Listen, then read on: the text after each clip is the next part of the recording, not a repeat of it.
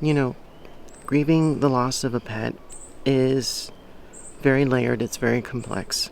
It's not like it's not straightforward like grieving the loss of someone close to you. And I lost my bunny Dobby last night actually. And the reason I'm doing this video is because I want to validate those of you who've lost these members of our family, and talk about the stigma surrounding something like this, and to let you know that you're not alone. And I plan to go straight into the research facts that I am sharing with you today. And I hope you stick around to the end, where I talk a little bit about my situation in Dobby and what happened yesterday. And so, yes, I hope you stick around to the end. And please, if you haven't already, please like and subscribe. I am a new YouTuber. I'm starting this from scratch, and your support would mean everything to me. Thank you. You know, research has shown that animals grieve too. Elephants hold funerals, which I didn't know that until today. I was doing a little bit of digging. And elephants hold their own version of funerals.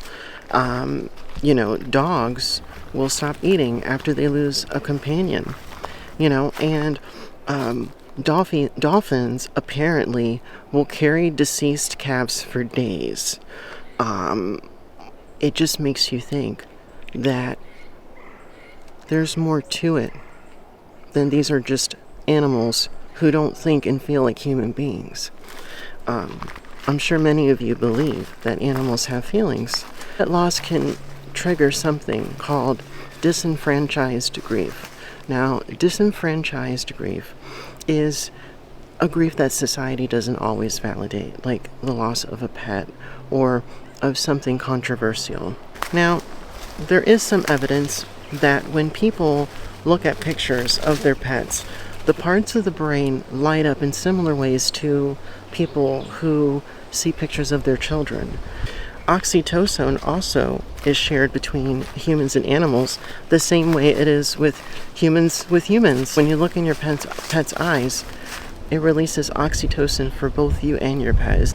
Furthermore, losing a pet activates the same regions of the brain, and it produces the same neural activity that losing a child would. Losing a pet can bring up past trauma and past losses too.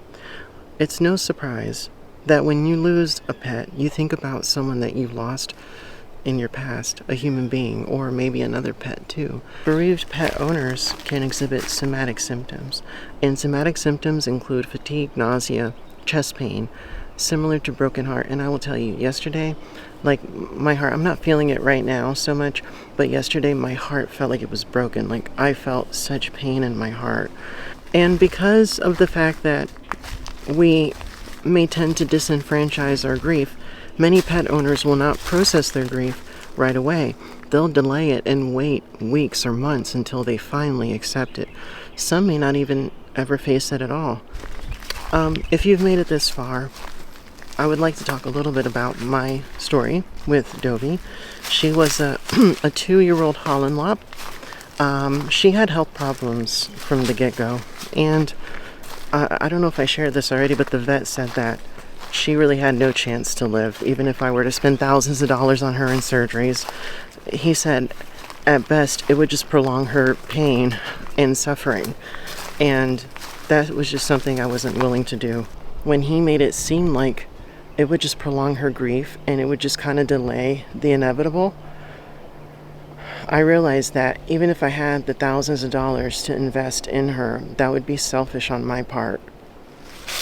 The doctor thinks that she had a severe kidney failure because she had the symptoms of that. So, yeah. So, I mean, we lost her last night. She went very peacefully, which gives me a lot of comfort. Thank you so much for allowing me to share. It means the world to me because, it's hard to talk about, but I feel like it's helping me too.